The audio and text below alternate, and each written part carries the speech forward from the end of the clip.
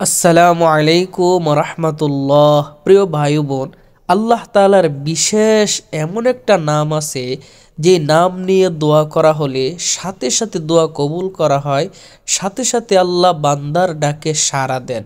তো সেই নামটি কি এবং দোয়া কোন নিয়মে করতে হবে আপনাদেরকে জানাবো। ভিডিওটি শেষ পর্যন্ত দেখতে থাকুন। ছোট্ট একটা রিকোয়েস্ট থাকবে, এমন সুন্দর সুন্দর ইসলামিক ভিডিওগুলো পেতে দয়া করে এই চ্যানেলটি সাবস্ক্রাইব করে বা পেজটি লাইক ও ফলো দিয়ে সাথেই থাকবেন। তো প্রিয় ভাই বোন, আল্লাহ কিন্তু নিজেই বলেছে, উদউনি আস্তাজিবু লাকুম, তোমরা আমার সুন্দর সুন্দর নামগুলো দিয়ে আমাকে ডাকো, আমি সাথে সাথে তোমাদের ডাকে সাড়া দিব, তোমাদের দোয়া কবুল করব। এক সাহাবী আল্লাহর এই বিশেষ নামটা নিয়ে দোয়া করতেছিলেন।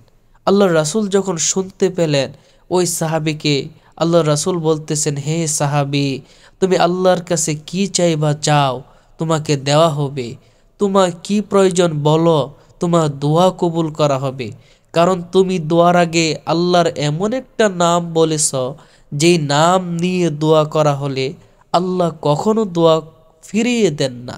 হাদিসটি এসেছে সহিহ তিরমিজির মধ্যে।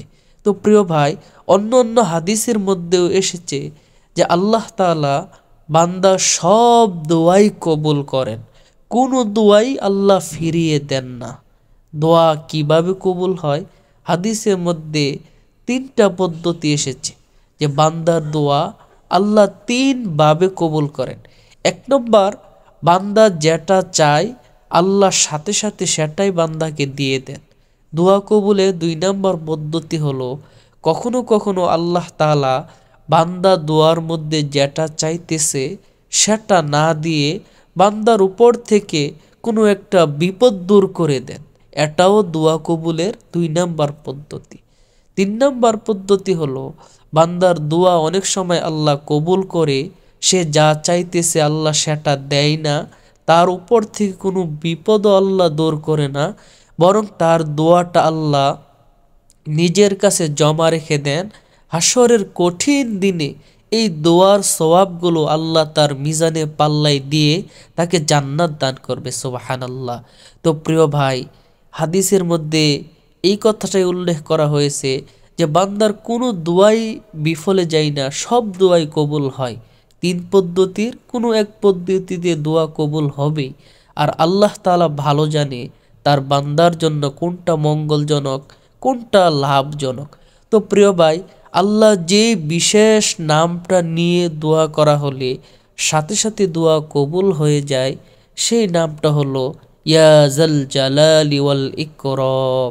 আপনি যে কোনো দোয়া করার আগে এইভাবে করবেন দোয়াটা, ইয়া জাল জালালি ওয়াল ইকরাম, আমার গুনাহ মাফ করে দেন।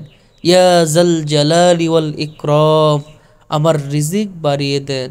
ইয়া জাল জালালি ওয়াল ইকরাম, আমার ঋণগুলো পরিশোধ করে দেন। ইয়া জাল জালালি ওয়াল ইকরাম, আমার সব বিপদ পেরেশানিগুলো দূর করে দেন। তো প্রিয় ভাই, ভিডিওটি যদি ভালো লাগে অবশ্যই একটা লাইক, কমেন্ট আর বেশি বেশি শেয়ার করে দিবেন। পরবর্তী এমন সুন্দর সুন্দর ইসলামিক ভিডিওগুলো পেতে দয়া করে এই চ্যানেলটি এখনই সাবস্ক্রাইব করে সাথেই থাকবেন।